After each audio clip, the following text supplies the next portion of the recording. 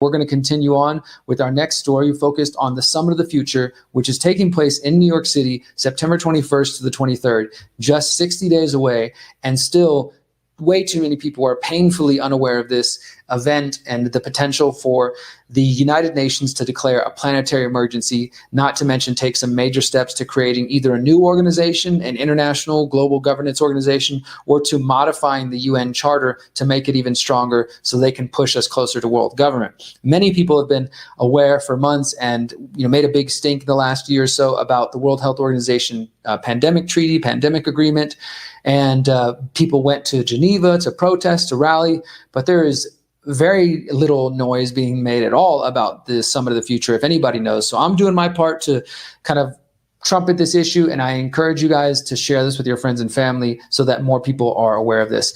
Now, if you go to go to theconsciousresistance.com and you search Summit of the Future, you're going to find this article that I published back in April, which got a lot of traction, was translated to Spanish, and I'm very proud of it. If you want to get a primer, then you can go back and check that out. Today is based on my new article that's going to actually be published in the morning. It's not even published at The Last American Vagabond yet, so you're getting a sneak peek. Of course, if you're watching this or listening to this later, it's already at thelast.americanvagabond.com. But I wrote this article back in April titled "The Summit of the Future and the Pact for the Future Will Rapidly Expand the Technocratic Takeover." And if you don't know the term technocracy, you're not familiar with it, again, go to the website, search technocracy. Go to theconsciousresistance.com/how-to and download my book, How to Opt Out of the Technocratic State, which gives you a history and background on the technocracy movement and also how it relates to our current world and what's coming soon. Let's look at the new article, though. And since it's not published, you're looking at the back end of the TLEV website. So I'm just going to show you guys this. Sorry, it's ugly, but I need to be able to read what I wrote today because it's pretty fresh. I titled it, "The UN Will Sign the Pact of the Future in 60 Days. Here's why it mattered." And I'm just going to hit a few different key points and update you guys. This article, like I said, will be out tomorrow. In September, the United Nations 79th General Assembly will host the highly anticipated Summit of the Future, where nations are expected to sign the Pact of the Future, which represents a major step towards the creation of a one world government. And I know that's some crazy right-wing paranoia. Nobody's trying to work on a one world government, they tell us. But there sure do seem to be a lot of people talking about it while you're not paying attention. So the UN's meeting in New York City for their 79th General Assembly. This is an annual assembly. And as part of that, they're having this Summit of the Future. And again, they're going to sign something called the Pact for the Future. And they're also expected to declare a planetary emergency. This is all coming on discussions over the last few years, since at least 2022. You can go back to 2020 and find some of it as well, from UN Secretary General Antonio Guterres, who said that it is time to shift financial resources to rapidly complete the Agenda 2030 goals, the Sustainable Development Goals, which were set by the United Nations in 2015. In September 2021, the Secretary General released his report titled Our Common Agenda, which called for the acceleration of the implementation of the Sustainable Development Goals and the commitments contained in the United Nations 75th Declaration. Our Common Agenda also called for a Summit of the Future so they could, quote, forge a new global consensus on readying ourselves for a future that is rife with risks, but also opportunities. And they said that the Pact of the Future will be, quote, a world and international system that is better prepared to manage the challenges we face. Now, you're going to see that, like usual, these technocrats, they want to keep us all in fear. And we've got, this term we've been hearing for multiple years now from the World Economic Forum, what they call a polycrisis. We're facing a polycrisis of rising climate disasters, economic turmoil, wars, pandemics, disease, things like that. And it's just getting so crazy that we can't have individual nation states deciding on how to respond and what steps to take. We need to have a multilateral global governance system, which is just another way to say world government. Instead of unilateral, one country acting, no, we need this multilateral system, which, hey, let's be honest, maybe that would be a good thing for us if we didn't have psychopaths running the world and managing the individual nation states or being puppets for the people who really manage the nation states. If that wasn't our reality, then sure, the idea of some peaceful global governance situation where we could, take humanity into the future and build a better planet like we all know is possible, that would be great. But you're not going to take the United States, China, Russia, and some of these authoritarian nations, which are increasingly authoritarian, throw them all into a blender and get out peaceful world government. I'm sorry, it's not going to work that way, my friends. That is not what's in the cards for us, at least not through the United Nations. This is likely to be another shift towards a world governed by unelected internationalist politicians. And as I said, the UN member states are likely to vote on radically altering the UN itself, what they're calling UN 2.0, and to change the very way that nation states make decisions about the planet. They've also recently announced that they have something called the Global Digital Compact, which they say is all about establishing an inclusive internet for multi-stakeholders. And they promise it's going to be open, free, secure, and human-centered. And it's going to help complete the Sustainable Development Goals. They've also talked about having an agreement for the future generations. They're making big moves. They're making big plans. And so while many of us are sitting there arguing on Twitter and debating on the internet or just trying to live our peaceful lives, because, the reality is most human beings are peaceful people who don't want to oppress other people. We just happen to have these psychopaths at the top, and then other well-intentioned people who do work in the UN and various nonprofits who think they're doing good work, who are being manipulated to further agendas which are not going to lead humanity to a life of liberty, privacy, individual happiness, community happiness, collective liberation. No, it's going to be more control under the philosophy of the technocrats. So as I say here, although that the Summit of the Future and the Pact of Future have begun to creep into the independent media space a little bit, the public at large is still completely unaware of this meeting and the implications of the agreements being discussed. Now, in this section, I wanted to point out one of the people who is talking about the Summit of the Future, and that is a man named Jeffrey Sachs, which you may be familiar with. Jeffrey Sachs was one of these guys who seemed to gain some support in the independent alternative community, research community during COVID 1984, because he was the chair of the Lancet, the medical journal, the Lancet's COVID-19 Commission between 2020 and 2022. And he used his position to question the source of the COVID-19 panic. He also testified in front of the US Congress in 2023 regarding the funding of gain-of-function research and the so-called lab leak theory. And he's also been interviewed on alternative media or mainstream alternative media, depending on your view, including Jimmy Dore and Russell Brand. This is, again, Jeffrey Sachs, who is quite academic, and he recently published an op-ed on the Summit of the Future.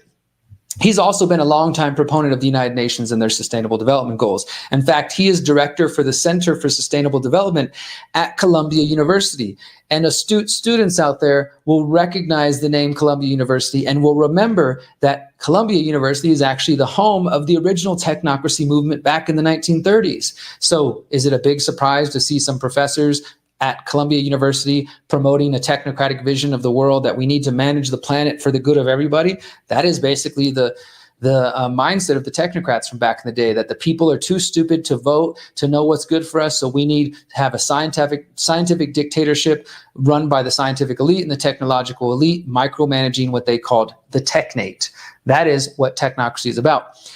Sachs is also the president of the UN Sustainable Development Solutions Network, and he served as a special advisor to the UN Secretary General from 2001 to 2018, and also advised the previous UN Secretary General. So he's been quite involved in the UN in many different ways. So it's really no surprise that on June 21st, he wrote this piece calling for the Summit of the Future to essentially build a world government system.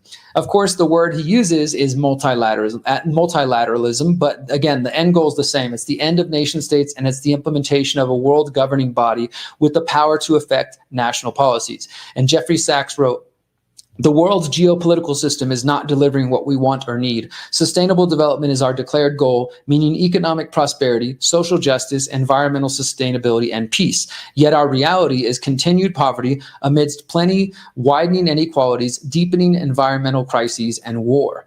Sachs continued by claiming that the Summit of Future is focused on tackling a, quote, set of unprecedented challenges that can only be solved through global cooperation. And according to Sachs and the technocrats, again, the poly crisis, or multiple simultaneous crises happening at one time, cannot be solved by one country alone.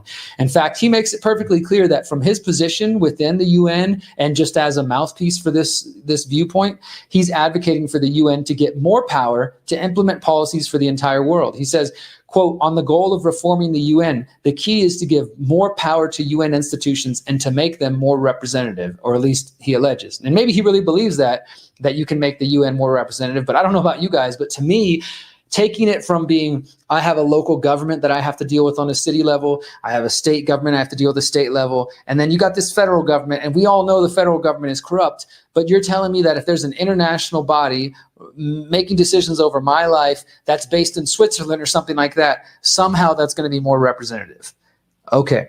Sachs also echoes previous calls for new financial instruments to fund this transformation of the world, including what he said would be a new system of international taxes on CO2 emissions, shipping, aviation, and financial transactions. So he's calling for lots of people to be taxed. Now, he might think it's just going to be the corporations and the big, the environmental polluters or whatever. But as we know, at the end of the day, these programs are the Green Agenda, Agenda 2030, is very much focused on us as individuals, on our habits, on our lives, and making it like we're the problem. Where have we heard that humanity is the problem? It's almost like this is a eugenicist agenda designed to reduce the population. Hold that thought. We'll get back to it in a moment.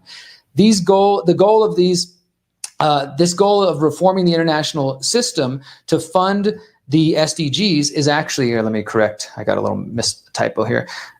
This goal is actually of reforming the international financial system is actually similar to previous calls that I've reported on, including by the French government and by Gutierrez, who called for a new Bretton Woods moment, which Bretton Woods is the infamous 1944 international agreement that established the International Monetary Fund. And this is, of course, also the meeting where they adopted rules for governing monetary relations using the US dollar. So it's a major moment for the US and for the world system. They're saying we need a new Bretton Woods moment. There's also a UN document on the Summit of the Future titled, "What Would It Deliver?" which calls for a, quote, global financial system that works for all.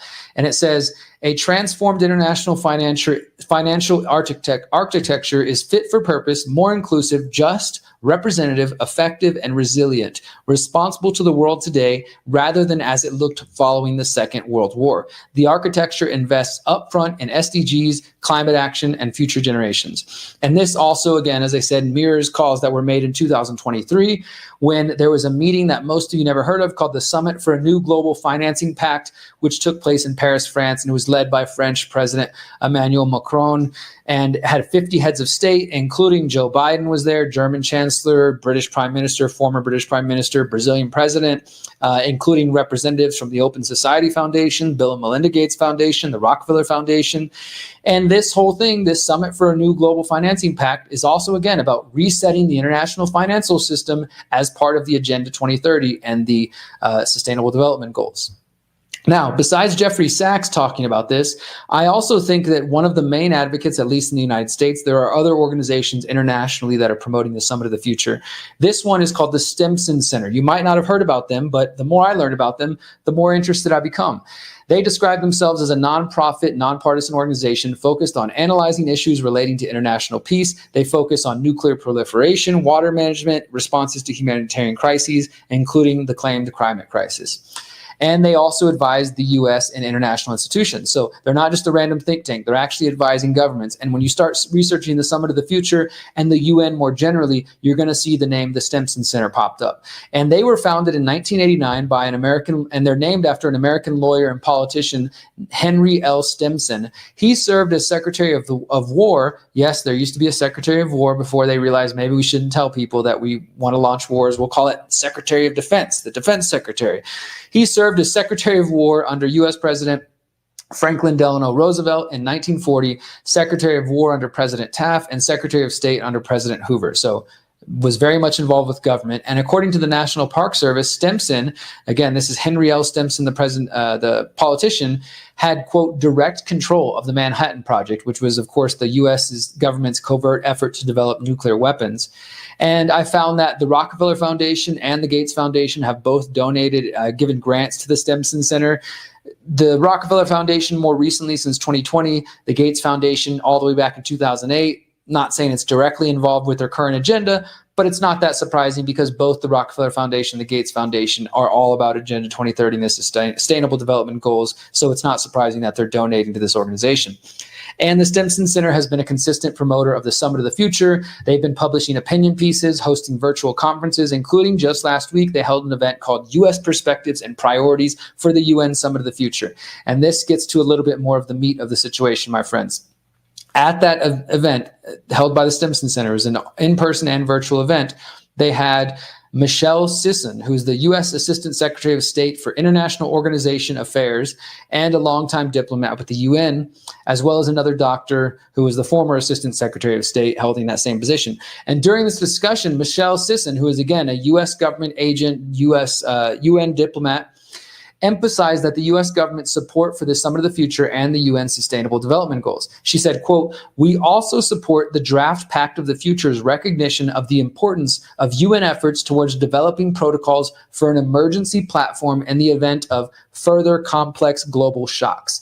Now, this is what is so important about the Summit of the Future, my friends. This call for an emergency platform and the declaration of a planetary emergency. I think this is probably the most potentially dangerous aspect of the Summit of the Future and the so-called Pact of the Future. Now, I previously reported that there was a zero draft version of this document, the Pact of the Future, was released back in, I think, February, maybe March. And in that document, the United Nations is calling for an emergency platform that they say will be activated in the event of, quote, "such a shock that it has an impact on multiple regions of the world, and according to the UN, requires a, quote, coherent, coordinated, and multidimensional response." And this draft document of the Pact for the Future also says that the emergency platform, they promise it's not going to be a standing institution or a body, and they promise that it'll fully respect the sovereignty and the territorial integrity and the political independence of the states. Trust the UN if you want.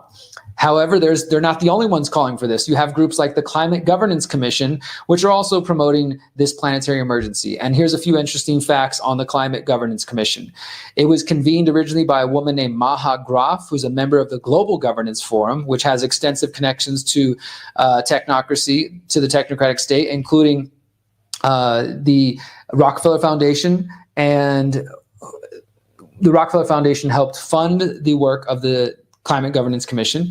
I'm like updating my article here in real time. Excuse me. I'm like noticing I left out some words. Oh gosh. The Climate Governance Commission was funded by the Rockefellers, and this makes perfect sense if you recall my reporting from 2023 when I wrote that the Rockefeller Foundation has made it clear that the climate agenda is their new focus. And of course, the Stimson Center is also a close collaborator with the Climate Governance Commission. So I need to map this out, but you've got the UN, you've got groups like the Climate Governance Commission, you got the Stimson Center, you got the Rockefeller Foundation, and each of them are kind of like in this feedback loop, feeding information, then publishing pieces, getting it out there, getting politicians to pay attention. So this is my piece back in 2023. Rockefeller Foundation's new focus on climate change signals the next phase of the Great Reset. And that is what I think we're seeing here. So in November 2023, right before the UN COP28, the Climate Governance Commission released a report titled "Governing Our Planetary Emergency," and they continue to advocate for updating our ideas on governance, specifically the idea that we need to move beyond nation states. And under this document, again, Governing Our Planetary Emergency, under a section titled Near-Term International Governance Innovations, it says that, quote, "We urge the UN General Assembly at the 2024 Summit of the Future to declare a planetary emergency, recognizing that the triple planetary crisis poses a grave risk to global stability and security, among others, to be reinforced in similar statements by bodies and agencies of the UN." They also echo the call for the emergency platform, which I told you about is in the zero draft version of the Pact for the Future. And they recommend convening a, quote, planetary emergency platform to address rapidly accelerating consequences of climate change. Now, look, my friends, here's a little history, conspiracy history, or just eugenics history, if you will. If you go back and you do the research, you start looking into groups like the Club of Rome. What you're going to find out is that these organizations are actually the originators of this idea of declaring a planetary emergency and this so-called polycrisis. Recently, the Climate Governance Commission put out a report, again, November 2023, that they said the belief in a polycrisis is, quote, recognized in the work of the Club of Rome Planetary Emergency Project. Well, let's look at that. The Planetary Emergency Project was established in 2019 when the Club of Rome published something called the Planetary Emergency Plan. And then they had updated it 1 year later, August 2020, at the very beginning of COVID-19 84. The Club of Rome's emergency plan is described as, quote, a roadmap for governments and other stakeholders to shift our societies and economies to bring back balance between people, planet, and prosperity. And again, the Club of Rome calls for a planetary emergency. They say the plan should, quote, be founded on the urgent need to at least have greenhouse gas emissions by 2030. These extreme calls for reducing greenhouse gas emissions, especially carbon, have led many researchers, including myself, to conclude that the guiding philosophy of the Club of Rome is actually a belief in eugenics masked by a faux environmental agenda. And I'm going to repeat some of the information I shared before. For those of you who are well versed in the Club of Rome, it'll be familiar. If not, this will be new to you. The Club of Rome was founded in 1968, and they actually played a major role in the development of the more well-known World Economic Forum. And on the 50th anniversary of the World Economic Forum, they actually looked back on their history, and they detailed how much of a role the Club of Rome played. They note that at their 1973 meeting, they had Aurelio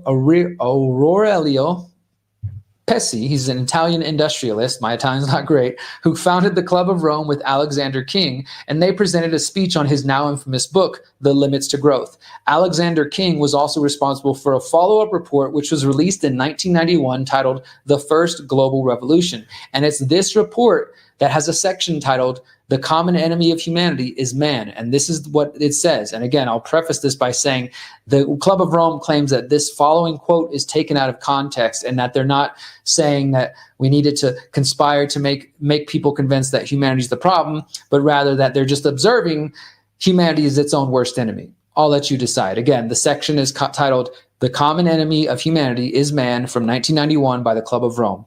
In searching for a new enemy to unite us, we came up with the idea that pollution, the threat of global warming, water shortages, famine, and the like would fit the bill. In their totality and in their interactions, these phenomena do constitute a common threat which demands the solidarity of all peoples. But in designating them as the enemy, we fall into the trap about which we have already warned, namely mistaking symptoms for causes. All these dangers are caused by human intervention, and it is only through changed attitudes and behavior that they can be overcome. The real enemy, then, is humanity itself. What do you guys think? I mean, it sounds pretty clear. They're saying, in searching for a new enemy to unite us, we came up with the idea that pollution, threat of global warming, would fit the bill. That sounds pretty plain to me, but you guys decide. So now let's wrap this up. What comes after the Summit of the Future? I'm not saying that on September 21st, this is all of a sudden we're going to end up in world government and the world's over or anything like that. I'm not spreading that fear porn, that doomsday porn. But this is absolutely a major step towards the creation of a world government. It will be one of many steps to come. In fact, in the recent, some of my recent investigations, I'm finding that the UN's already talking about 2025 meetings in 2026, because this is all building towards 2030. Remember that back in 2020, the United Nations and the Bill and Melinda Gates Foundation declared that this is the decade of transformation. They are trying to transform the world for this net zero agenda, for the carbon credits, and for all the things that we know, the technocratic state. And they're going to use fake pandemics or exaggerated pandemics or war or crises or whatever they want, including climate change, to implement that agenda. Carbon credits, for example, you go back and study the original technocracy movement, they talked about having energy credits and energy rations, but at that time, they didn't have the technology to implement this. Guess what we have now? Artificial intelligence, digital technology infrastructure. This can make the technocratic plan come to life. This is why we must resist it. This is why we must opt out. Now, I'm going to read to you guys the final part of the article. For those who know my writing style, I stick to the facts, but then if you make it all the way to the end, I try to make it a little more optimistic or inspiring. So this is what I wrote. One thing is clear: the Summit of the Future, the Pact for the Future, and the declaration of a planetary emergency needs more attention, and fast. Otherwise, the free-thinking people of the world will be in the same position that we have often found ourselves, looking back to the past with the benefit of hindsight, wishing that we had paid attention before it was too late to stop the advancement of the technocratic state. If we want to meaningfully challenge the Stimson Center, the Rockefeller Foundation, the Gates Foundation, the United Nations, the World Economic Forum, and the many other tentacles of this shadow government octopus, first, we must spread this knowledge as far and wide as possible, as quickly as we can. That means share this video, share my article when it comes out tomorrow, go to my website, go to TLab, find my previous reporting, share it with your friends and family, do your own content, do your own video breakdowns about it. With less than 60 days until the UN Summit of the Future and a potential declaration of a planetary emergency, we must do what we can to educate the public about this meeting and the danger that it poses to national sovereignty and thus individual sovereignty. And beyond educating the masses, we must also prepare for the potential that the Great Reset, Agenda 2030, and the Fourth Industrial Revolution proposed by the UN and the WEF cabal will become a reality in some form or another. This is not to say that we ought to give up and cede our liberties to the technocrats. Rather, we should recognize that electoral politics and voting for presidential puppets will not lead to liberty in our lifetime or for future generations. Instead, we ought to put our energy into the creation of alternative, parallel systems which can compete with the technocratic state directly.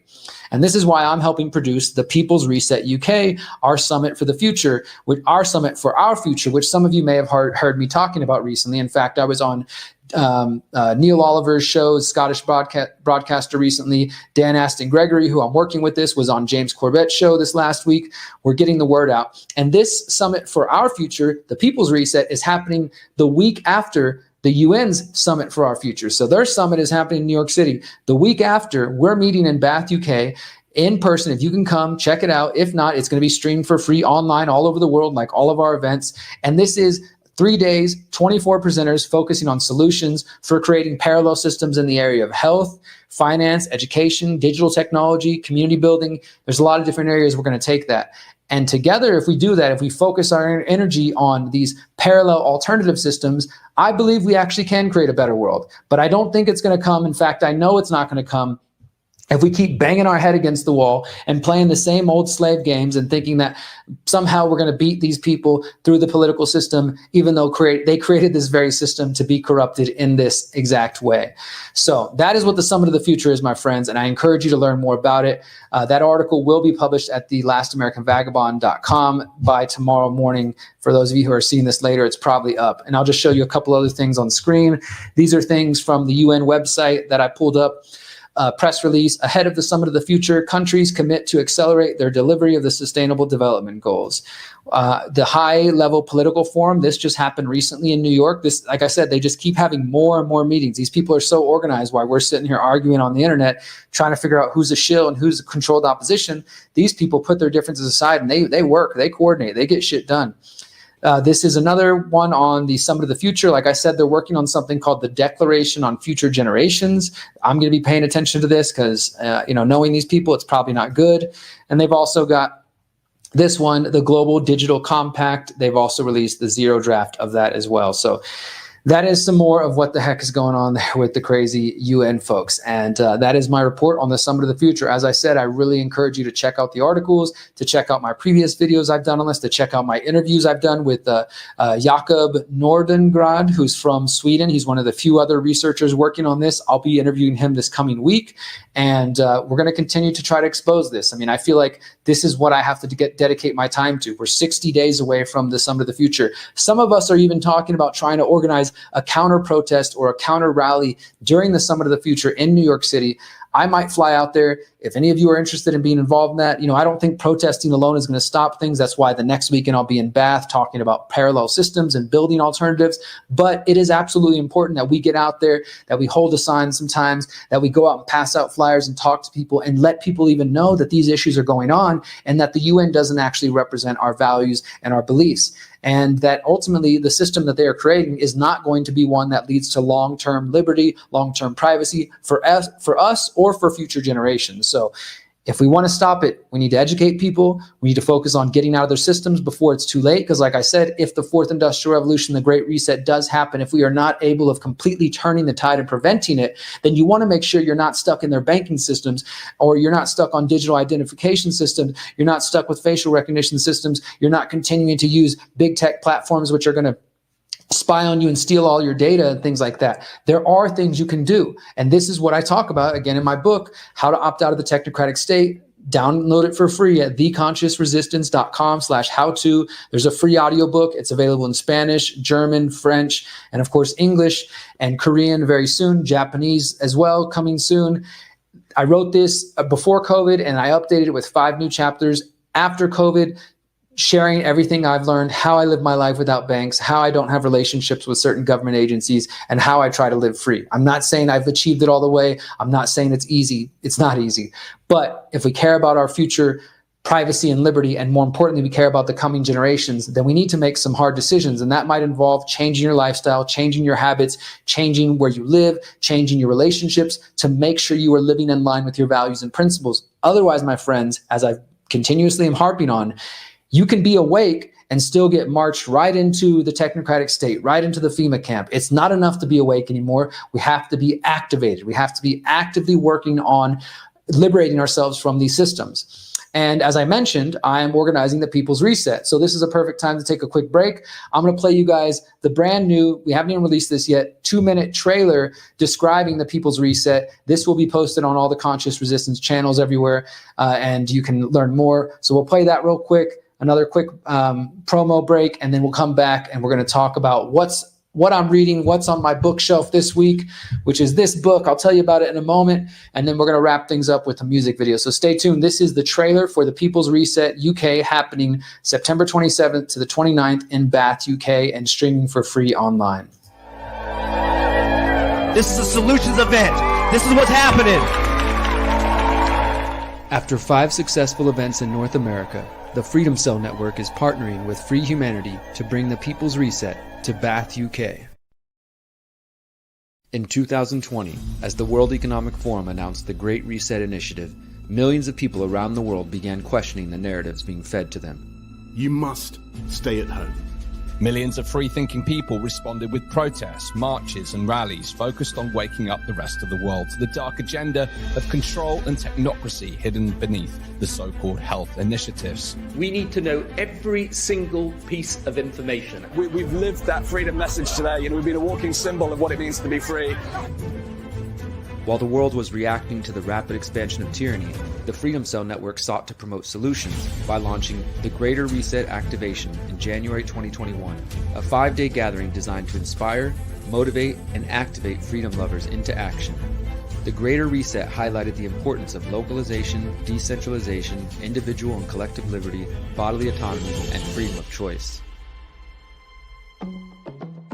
The technocrats at the United Nations and the World Economic Forum are now hosting the Summit of the Future in New York City in September 2024. At that meeting, governments of the world are expected to sign the so-called Pact for the Future. We reject their vision and the assumption that they speak for humanity. Join us in September for the People's Reset UK, our summit for our future. Over 3 days, we will gather in community, celebrating our victories and successes, whilst continuing to highlight solutions under 5 holistic themes. Liberate your mind, body, and spirit. Permaculture and food independence. Building parallel networks. Empowering technology. And building free and conscious communities. 24 top-notch speakers, including Neil Oliver, Charles Dowding, Dan Aston Gregory, Nigel Howlett, John and Rebecca Bush, and many more. We'll also be hosting the People's Reset concert featuring international artist Dub FX, as well as Presence, 33, and more talented performers to come. Join us in Bath in September 2024 as we collaborate and build the parallel systems of the future. Join us for the next evolution of the Greater Reset. Join us for the People's Reset UK. Visit thegreaterreset.org to learn more and to get your ticket today. So that is the People's Reset UK. The website is either you can go to thegreaterreset.org or thepeoplesreset.org and find out more. Again, in person, I highly encourage you. There's nothing like these experiences. I'm not saying this just because I organize this event. I've been organizing events on the local level and now on the international level for about 20 years. And people constantly tell us this is a life-changing experience, paradigm shifting. It's all solutions focused. None of the problems that you hear about on the internet all day. 5 holistic themes, as we said in the video: decentralized, grassroots, from the bottom up, not focused on the problems, but actually giving you practical solutions you can implement in your life. So I encourage you to check it out, thegreaterreset.org, thepeoplesreset.org, and you can learn more and come in person if you can. If not, watch it online, organize a watch party in your community, find a local cafe, open up your backyard, invite people, discuss permaculture, discuss getting off big tech, discuss growing your own food, discuss how to take care of your mind, body, and spirit. That's the real way, my friends. Not complaining online, not assuming that we're fucked because the World Economic Forum says we're going to own nothing and be miserable, but actually taking responsibility for your own lives and putting your lives in your hands. Since 2012, the Conscious Resistance Network has been an independent media organization focused on empowering individuals through education, philosophy, health, and community organizing. We work to create a world where corporate and state power do not rule over the lives of free human beings. Our motto is leading by example and helping others in their pursuit of freedom. Visit theconsciousresistance.com to find our articles, documentaries, interviews, podcasts, books, and more. Remember, you are powerful, you are beautiful, and you are free.